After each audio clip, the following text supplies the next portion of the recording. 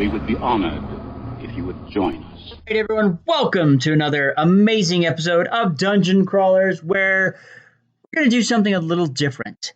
It's been a while since we've done this, with the pandemic and everything going on. We finally got back to a convention, and because of that, we're bringing you some really spectacular interviews that we picked up while at the convention. Now, please bear in mind that they might sound a little bit muffled, and that's because the convention required all attendees to wear masks at all time unless you were drinking or eating. Otherwise, you had to keep the mask on. So it's going to sound a little muffled, so we do apologize about that. It's nothing to do with your audio settings. It's completely to do with the fact that we're talking through masks, and I just wanted you to be aware of that. We have a great lineup of interviews. We've got author Dan Wells, Brian D. Anderson, Caitlin Sanger, and Johnny Worthen on this episode. So tune in, find out about what they've been up to, and what books they have out currently. All right, everyone, welcome. We are here at FanX with author Dan Wells. He's been on the show many times before. If you don't know who he is, he's written I'm Not a Serial Killer, that series, Zero G, Dragon Planet, and many other amazing stuff like Blue Screen even. I even forgot about that for a second. Yeah, so did everybody else. Oh, it's so sad. It was a great series. Thank you. It was super fun, Cyberpunk. How can you not go wrong with that? Well, the way you go wrong with Cyberpunk is that nobody reads it. Nobody reads it at all. It's still niche, and I keep waiting for it to take off, and it hasn't yet. But you know what? I'm going to keep writing it because I don't care. Nice. So what is on the horizon for Dan Wells? Because you have an amazing plethora of books. Well, the upcoming stuff. Well, first let me talk about the book that was published last year. Okay. Which is this one, Ghost Station. Okay. It is Audible only. I should have a print version in a couple of months. Published by this handsome gentleman. It's in my inbox. Nice. Okay, so Ghost Station is historical fiction. Nice. No monsters, robots. It's not fantasy, science fiction, horror, or anything. It's just straight up historical Cold War spy novel.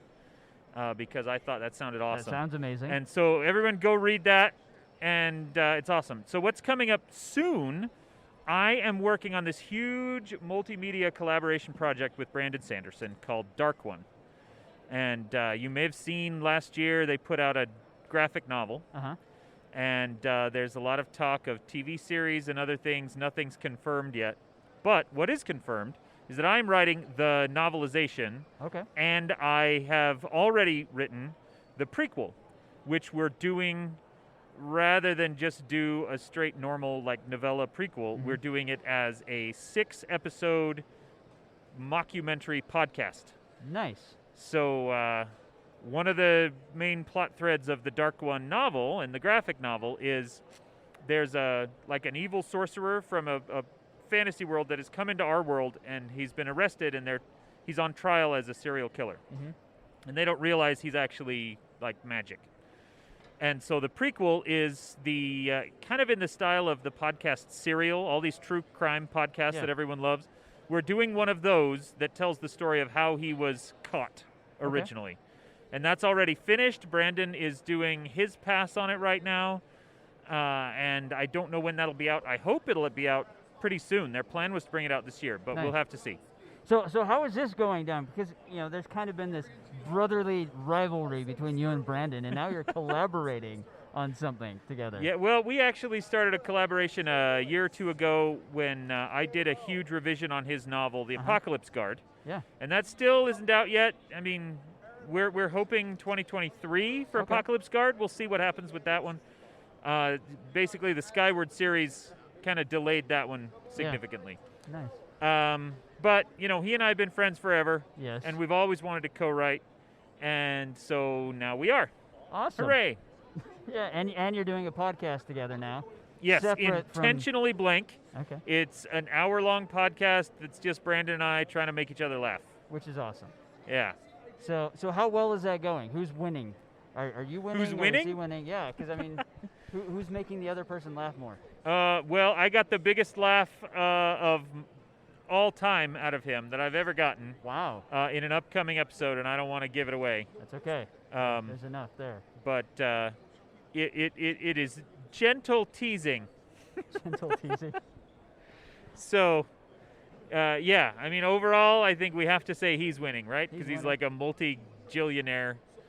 No, we don't have to say he's winning. You could be winning. I'm Come winning on. because I get to make awesome art. Yes, and have the cool hat. Yes. Yes. He's got a jacket, you've got a hat. He's got the little sports coat. Yeah. I've got the hat. Yes. Together we fight crime. You do fight crime. So, let's throw out a few questions. 'Kay. Just because we've covered the books and that. So, what's a really good tip for someone that's inspiring to be an author?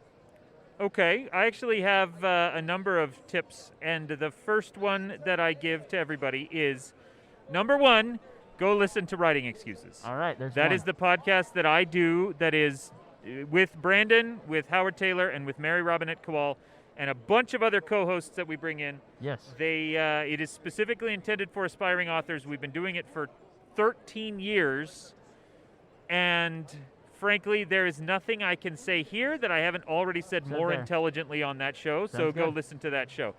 But the other bit of advice that I do want to give here is, dear aspiring writer, allow yourself to write a bad book. Okay? You have been reading forever, for years and years and years, probably decades. You're very good at reading. Yes. And so when you read your own writing, you notice how bad it is because you're not very good at writing. You just started. Yeah. You are a level whatever reader and maybe a level 2 or 3 writer, and you got to give yourself some credit and cut yourself some slack. Write a bad book. Don't insist that it be perfect. Don't revise it endlessly. Write it, finish it, move on, write another one. Awesome. For me, it took 6 books before I finally had one that was good enough to sell. For Brandon, it was the same, 6 books. That's just how it goes. Yeah. You got to put in the work and give yourself the freedom to fail, and you're going to learn so much from it. Nice. All right. There it is. You can fail. It's going to be okay. Mm-hmm. Yeah. It's going to happen. There will eventually be a bad book or a good book. Yeah. Eventually. I mean, there's going to be a lot of bad books, Yes. but eventually you'll write a good one. Yes. That's how it works. Nice. So, besides writing, what are things that you do to disconnect? Because everyone has to have something. You know, Brandon's notorious for Magic the Gathering. What is your thing? I am a gamer as well. Okay. I actually own just shy of 500 board games. Sweet. I'm But almost up to you. my real passion is role-playing games. And in fact, I am, and I don't know if we've talked about this, I'm a professional game master now. Nice. I started this in 2020 in the pandemic because I'm like, Why not? let's give this a shot. And so I run games for people. You can hire me to run a one-shot or a campaign in pretty much any system that you want. Right now I have 6 ongoing games. Actually, it's only 5 because one of them just had to end. It was a bunch of 12-year-olds, and they just all started Being junior high, 12-year-olds. and so their schedule's filled up. And I really miss that one, and I love it. But most of my games are adults, and if you would like to play D&D or Blades in the Dark or Pendragon or any game that you can think of, I will run it for you. Awesome. All right, so where can they find you for your books or even your games? My website is thedanwells.com. THE danwells.com. And that is the best place to contact me.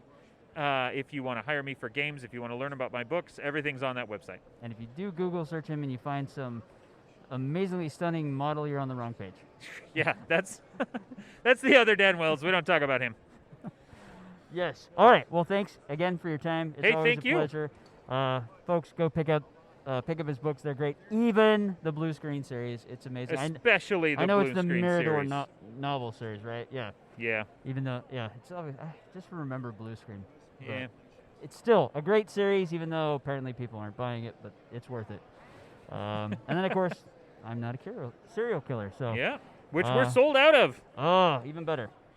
So, folks, with that said, we'll catch you next time. Okay, bye.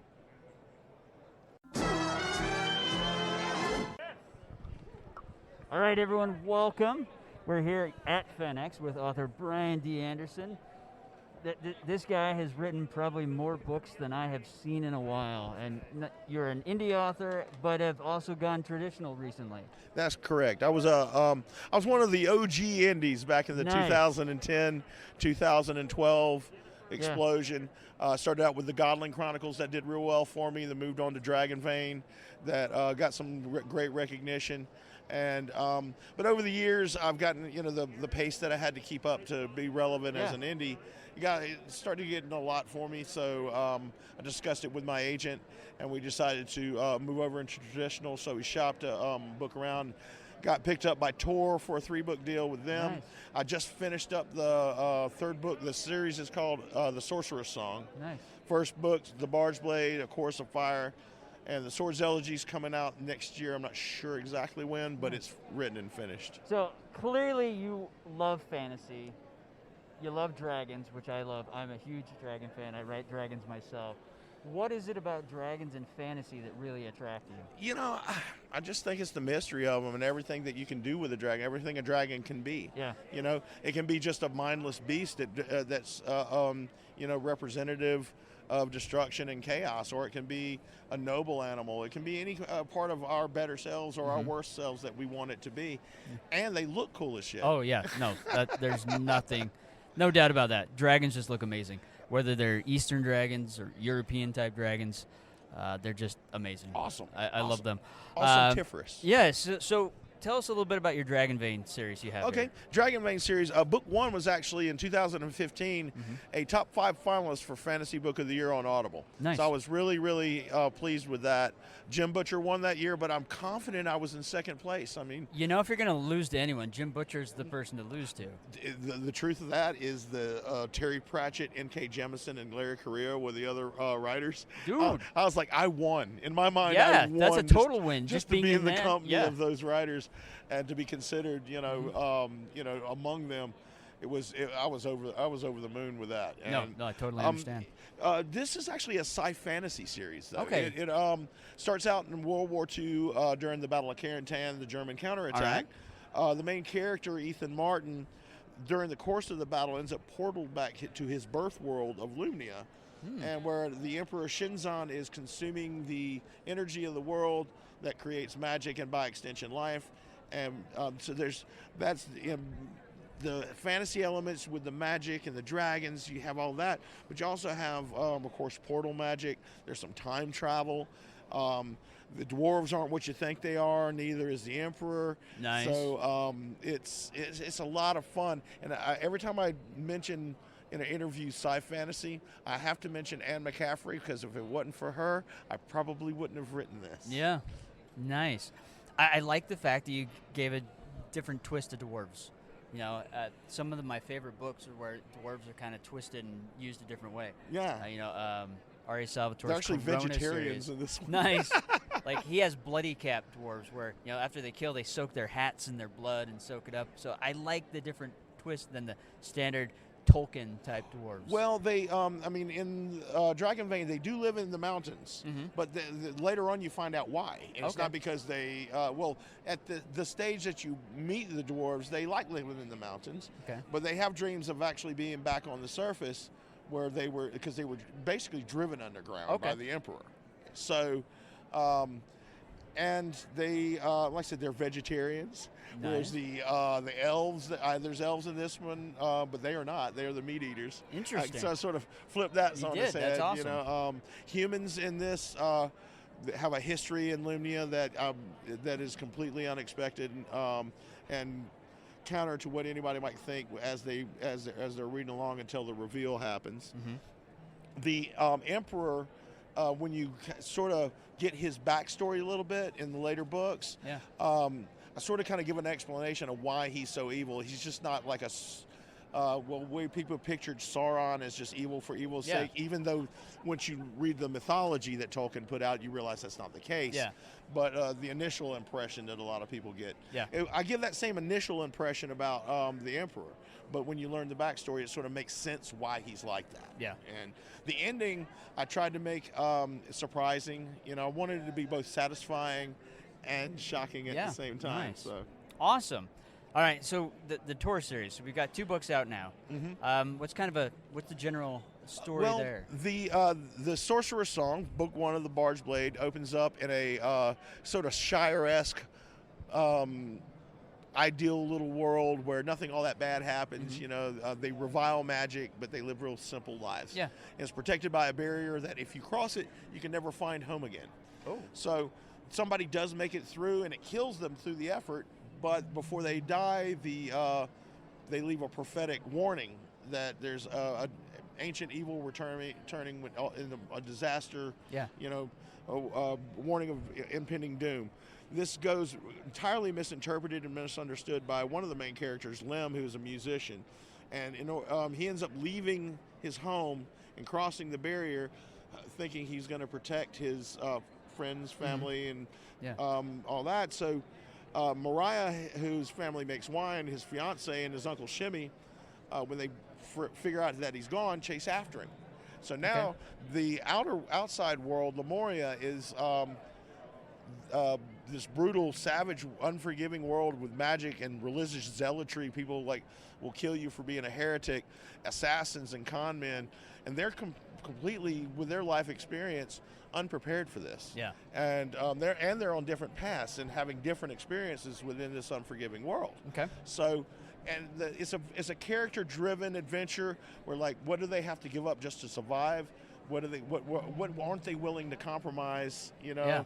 And if they ever see one another again, are they going to be the same people? And there's not the inconsiderable fact that there is an impending doom coming. Nice. So it's a lot of fun. Sounds like the third book is in editing right now, so you're not going to have to wait a gajillion years just to see how it all pans Great. out. It's always best when I don't have to wait 10 years for the next book to come out.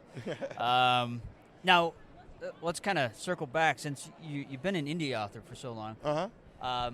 What's a good point of advice or tip that you could give someone that is thinking, hey, maybe I want to go the indie route? Well, you know, indie's not for everybody. Yeah. They should know that being successful, when I say successful, I mean monetarily, financially successful. Okay. As an indie, you're no more likely to find success in indie as you are in traditional publishing. The road to success and failure is shorter and quicker, but it's not any easier. Okay. So if you look at the novelists in the world, which last I heard is roughly 15,000, who are making a living strictly through their books, about half of them are indie, half of them are traditional.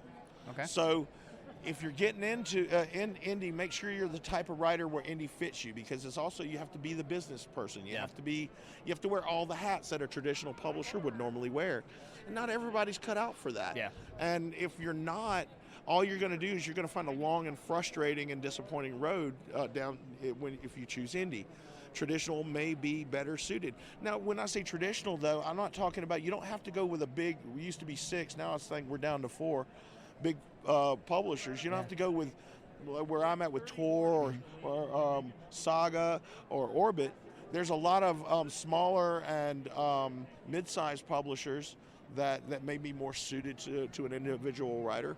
But that's part of the discovery. You know, you discover what best fits you. And so before you dive off into indie, there's a lot of questions you should ask yourself regarding I like that. Nice. So where can our listeners find you? Are you on social media? Do you have a website? Absolutely. You can find me at authorbriandanderson.com, author Brian D. Anderson at /blogspot.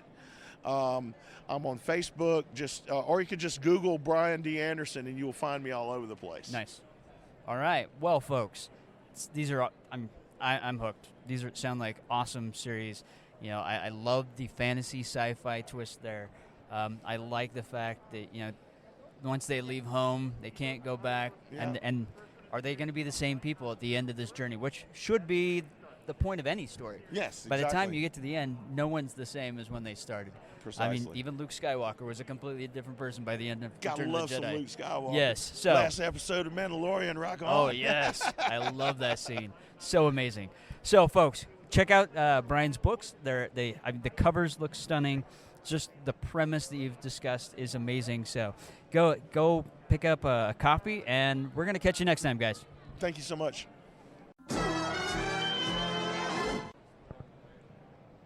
All right, everyone, welcome. We're here with Caitlin Sangster. Hey, I did it right. So for those of you that don't know, the way she told me to say it is, it's like gangster, but with an S. It's the best way to say it. That's the easiest way to remember. So tell us a little bit about your novels, because you've got 2 novels right now, correct? I have a series and then a new novel that's just coming out on Okay, so Tuesday. a whole series. So let's talk about the series, and we'll talk about the new novel next. Sure. Okay, so my first series, it starts with Last Star Burning. Okay. And it is set in a post-apocalyptic China. Okay. And a very scary biological weapon has been deployed in China that causes people to kind of go crazy. Okay. So sometimes they're in their right minds and sometimes they're not. The main character is in a safe haven where nobody has this disease. They have medicine to treat the effects. But then she's accused of a crime she didn't commit and has to escape out into the outside world where people are sick. All And right. she has to go figure out what happened and how she can help. So when was this series released? I have to ask now. So the first one was released in 2017 and the last one was released in December 2019. Okay. So, I feel like I should So get credit. do you have a time scrolling device? Because literally that almost sounds like last year. I know. I feel like I should get credit for like Yes. starting the pandemic or I wouldn't take credit for being clairvoyant. for I don't know. for starting it, but for knowing this. It's Yeah. like you're describing this, Mike. That This sounded sounds like last year. familiar, yeah. This pandemic, and everyone went crazy. So it's like perfect. Well, slightly. It's actually based on a real illness Okay. that's called sleepy sickness Okay. that followed the Spanish flu Okay. epidemic. So people who got it's like an immune system overload, Yeah. and so I wouldn't be surprised if we actually saw something similar to it. Yeah. It's the YA-ified, like much worse version, but Yeah. like it's just a little bit scary. No, it is. I mean, that was their pandemic in the early 1900s. Yep. So that's really cool. You took that, and it's just unfortunate that I we know. experienced the same thing, almost a year later. Yeah. So we go from that, and then you have the next book that's just come out, which is I'm excited about because it's a heist. Yes, it is a fantasy heist. So it is set in like a fantasy Venice-inspired place with like islands and boats and people who are part of the seedy underworld crime people. There's a girl who has spent her whole life trying to find the man who killed her brother, and she ends up going after this cursed sword in the bottom of a shapeshifter tomb, only there are 3 other characters who are also trying to steal it. Okay. So does she have is she just, it's just her, or does she have like a group of other companions that are helping her in this heist? Yes, this is an ensemble book. So Okay. it's her, and then she has her little accomplice, Knox, Nice. who also, there are 4 main characters in this book, 4 Okay. POVs, and each one has their own story arc Okay. and their own motivation and stakes. Her friend, Knox, is actually just trying to leave the country because he's being hunted by the warlord, but Okay. he's helping her to earn enough money to bribe his way out of the country. And then there's Leo, one of his best friends, who accidentally ends up being a part of this heist group. Yeah. And then there's Mateo, who is actually an archaeologist who is digging for this sword and is like directly opposed to them. So Nice. So did you find it challenging having to write 4 different points of view in a single story? absolutely I did. Yeah. Okay. I guess my question is it sectioned off so each point of view is there, or are you rolling through it while the story is progressing? So it switches between points of view every chapter. Every chapter, okay. Well, and sometimes even mid-chapter. If there's like a big climactic event happening, then Okay. there's a page break, and then the next character's perspective. So Oh, you yeah? see characters who are like walking into a room right as the other one's walking out of the room, Okay. or something's happening in one part of the city that's directly affecting another part of Yeah. the city. So hopefully that causes a lot of tension. Yeah. A lot of the tension here is like, when are these characters, some of them going to meet, or when are they going to accidentally start fighting with each other? It's Yeah, pretty I mean, fun. I feel like that would also be a challenge as you're writing, because you're when you're writing a character, you're in that mindset, and then now you hit the brakes and have to swap. So, especially if it's a female character or a male character, or, Yeah. I'm assuming they're all humanoid. They're all because humans. we're, China, or not China, that's the other one. Man, I'm already getting mixed up. Look at that. So there are no aliens, or No aliens. though there are shapeshifters in this book. Shapeshifters are awesome. Yes, but they are all human, and it was really fun to try and go between those different characters. But Uh-huh. it wasn't as hard as I thought it would be, because they all have such different personalities Okay. and different motivation and stakes. Yeah. So what got you into writing? was the catalyst that said, man, this is what I want to do? You know, I've always loved writing. Okay. Ever since I was a kid, like I read a bunch of like the Alana the Lioness books when I was younger, and then I would try and write my own version of them. So there's like all of these terrible knockoff Alana the Lioness books like hidden away somewhere in a file at my house. They're not terrible. Well, no, they were.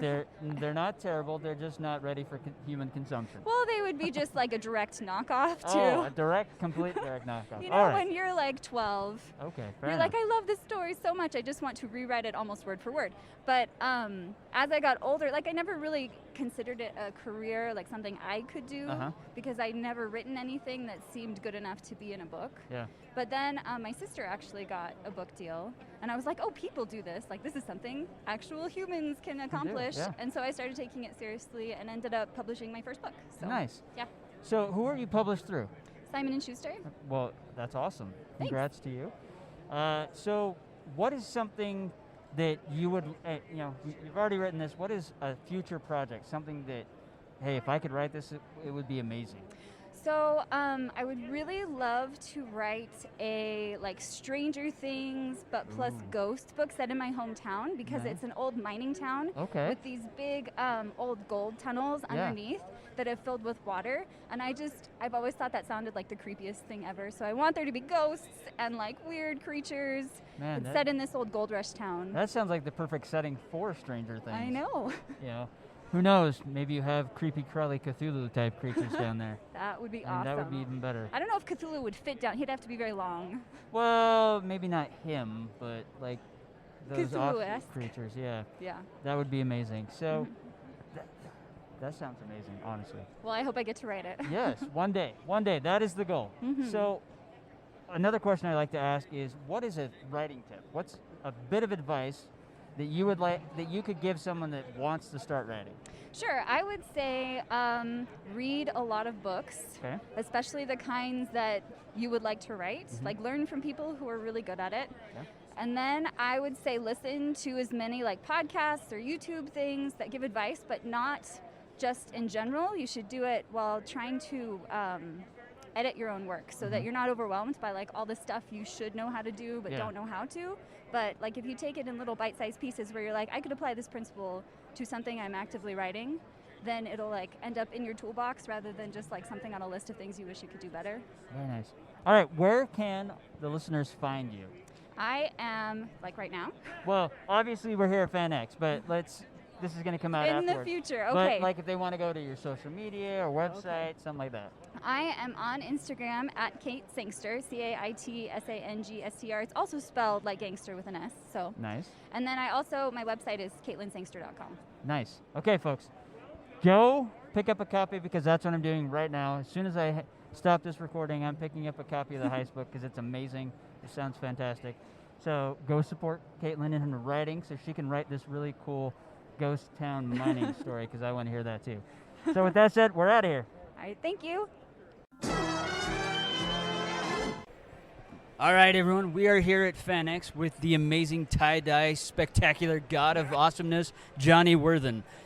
He's been on the show before, and I mean, there's a lot more books since we've last talked. I had a bit of time lately. Yeah. Thanks for having me, Daniel. Yeah. It was did you notice something happened like in 2020? I won't go It was into this it. weird thing that happened. I know, We just right? all got stuck at home and had to Yeah. find things to do other than going out around people. It's kind of hard, so this is good to be back with people. Yes. Masked and vaccinated and crowded again, but things are getting back to normal of some kind. I don't know. Yes. Anyway. So yeah, it's FanX now. It's good to be back.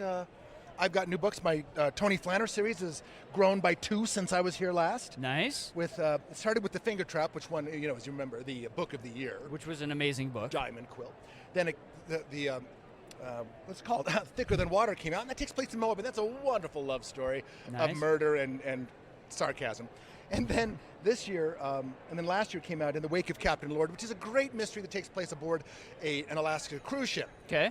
And I just let Tony's wit and sarcasm and observations solve a terrible murder aboard board ship, and that went into Silver Quill this year. Awesome. As another great novel. And this year, just in June, I came out with The Counterfeit Connection, which, as you know, I write all my books from the inside out. I start with an idea, what's bugging me at the time. Yep. This one's called The Counterfeit Connection, and Tony, my character, has this imposter syndrome going, where he's had some successes solving mysteries, but for some reason he doesn't think he deserves them. Yeah. So he's kind of all in on himself in a fetal position, and he has to work through these things, and that, like I say, that was just launched. So we'll see how that works out. No, I love that. As a writer, I'm sure all of us suffer from imposter syndrome from one point or another. I know, you'd think that would help to know that everybody else has it, but it doesn't. No, it doesn't. No. I struggle with it all the time, and I even heard like Brandon Sanderson does, and it's like, what? You're Brandon Sanderson. See, I like hearing that. Yeah.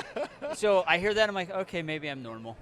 I heard somebody say that when you get that, and with new successes, and it goes with you, and basically it's leveling up to a new boss, right? Okay. So, I wrote a book, yay, I'm not worth it. Oh, I got a published, yay, I'm not worth it. Or I got, on a bestseller, yay, I'm not worth it, and it's just a new boss every time. So I think that's important, though, because if you're not humble and you don't realize how truly freaking fortunate you are to get anything done in any kind of speculative art, you're crazy. I mean, you got to be a narcissistic creep not to realize that you're lucky, right? To have friends where you've worked too hard, God, they say, the harder I work, the luckier I get. Yeah. But that's not true. There's still so much luck in that. You could send Gone with the Wind to somebody, and it's just having a bad day, and they won't publish it because they didn't get their bagel that morning. Yeah. Right? So you got to be lucky, and if you got to go in that way. So I feel supremely lucky that I got my new science fiction picked up. Which is the perfect segue to that. This is what I've done. That's pretty clever that I did that. My new one is called Of Kings, Queens, and Colonies. And as you know, I'm a multiple genre. I've debuted in horror. My young adult character study has done very well, the Unseen series. Tony Flanner is what I'm working on lately. But I also wrote, during my darkest times, when I was feeling bad about society, I wrote Of Kings, Queens, and Colonies, a trilogy, the epic science fiction trilogy that every geek who read Tolkien or Dune dreamed of writing one day. Nice. I wanted to write my epic. So I did. I wrote my epic. And this is it's picked up by a company called Flame Tree Press with distribution through Simon & Schuster. So I get actually international distribution. Which is going to be awesome for you. I know. I don't deserve it, but I have it. Yep. And it launches November 9th. I don't even have it to show you. And it's a story of new beginnings and new choices at pivotal moments. It echoes the 16th century political turmoil in Europe between Spain and England, with the New World in the background as the colonies start rolling. I read the story of the Roanoke colony of Virginia, actually North Carolina, and I love that story. It's so compelling and mysterious. Yeah. But let's face it has a crappy ending. It does. I can improve that. I'm a writer. So that's why I put it in the future, and I isolated this moment in human history as a pivotal moment of social change. Yeah.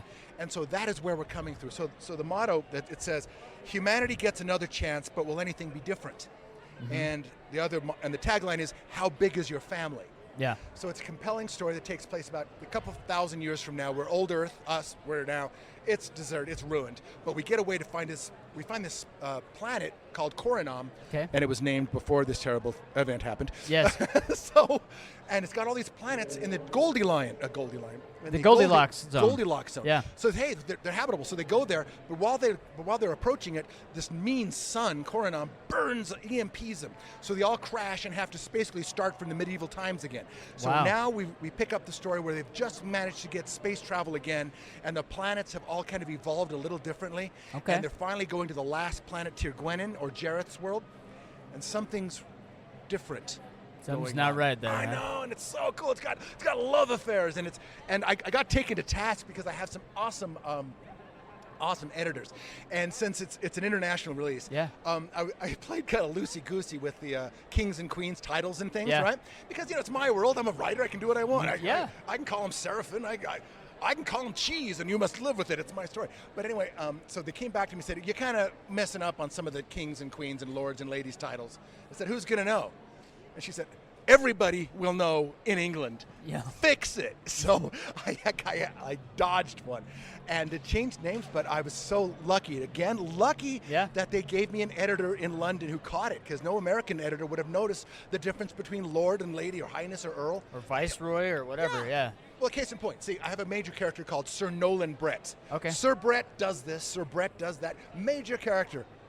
That's not his name. It's Sir Nolan. So I had to go change every single appearance of that, because get this, when you're a Sir, it's a small club.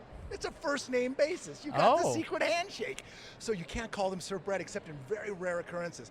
So suddenly in my thinking, when I'm writing all these books, every character is different now. Anyway, but I got through it. It was a great experience. I'm just rooting for this book. It's going to be so exciting. A good science fiction epic that everybody can get behind. There's a character for everybody. Anyway. All right. Well, that just changes everything, because I always thought Lancelot was his last name. So, no, it's his first name. It's got to be his first name. Yeah. No other way. Or they had no other name at the time. Okay. You know. Fair enough. Yeah, King Arthur, see? You know, yeah. King Isabel. Which one do you want to go for? Yeah, let's call him So you have the title, and you go by first name. Yeah. Last name surname doesn't mean anything anymore. You shouldn't even have one. When you're at a high enough level, like the Earl of York, what's your last name? York?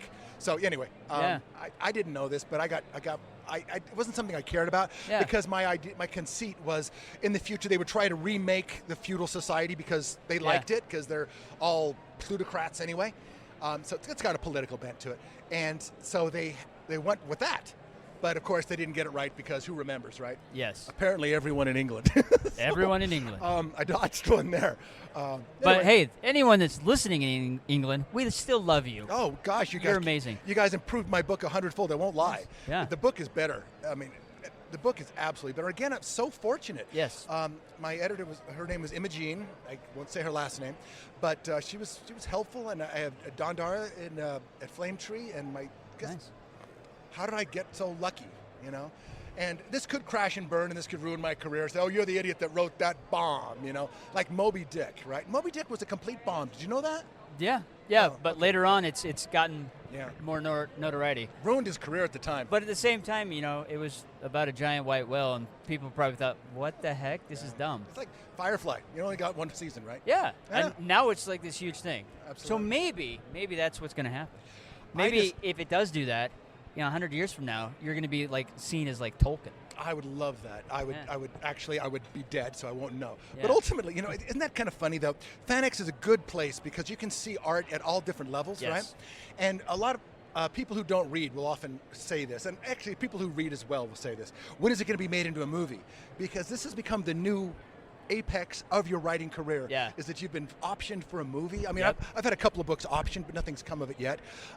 What a Mortal Hand, we're hoping for a miniseries on Netflix. If you're listening to this, love you guys.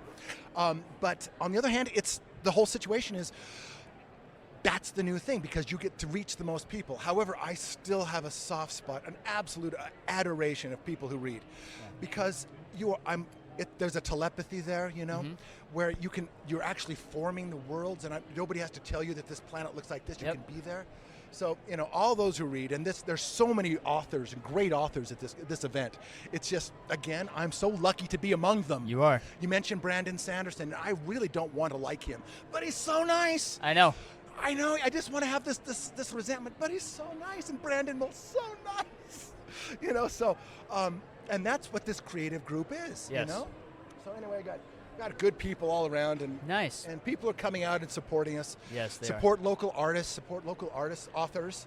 It's what it's about. Yes. So anyway, it's good to see you. Good to see the Dungeon Crawlers. Yes. So folks, pick up the Tony Flannery series. It's awesome. If you love a good mystery, that's the best book to get. I'm excited for the of Kings, Queens, and Colonies, which is coming up soon. Sounds like an amazing space opera adventure, which I love. You. I hope you dig it. If you don't tell anyone. Just kind of keep it to yourself. Keep it on the down low. I'll keep it to myself, but more than likely I'm going to love it. So, cool. Where can the listeners find you? I'm at johnnyworthen.com. Okay. And every single page there has a link to my email. I'm pretty good about answering my email. I mean, writers are kind of lonely people sitting in dark rooms talking to imaginary friends. Yes. So anytime we get any feedback or contact, we're usually pretty happy about it. There on my website, I also have an events page where you can see all the different panel of all the different panels I'm on at FanX right now, but should probably be over by this time. But also the classes I teach at the university, lifelong learning. They're not graded classes, but I try to share what I know and get people creative on that. And I do other conferences. I'm going to Idaho in a couple of weeks. All very cool. Nice. So, yeah. Okay, folks. Go support Johnny's adventures in writing because it's well worth it and the stories are amazing. So, very cool. With that said, we'll catch you next time. Thank you very much. Remember, the Force will be with you always.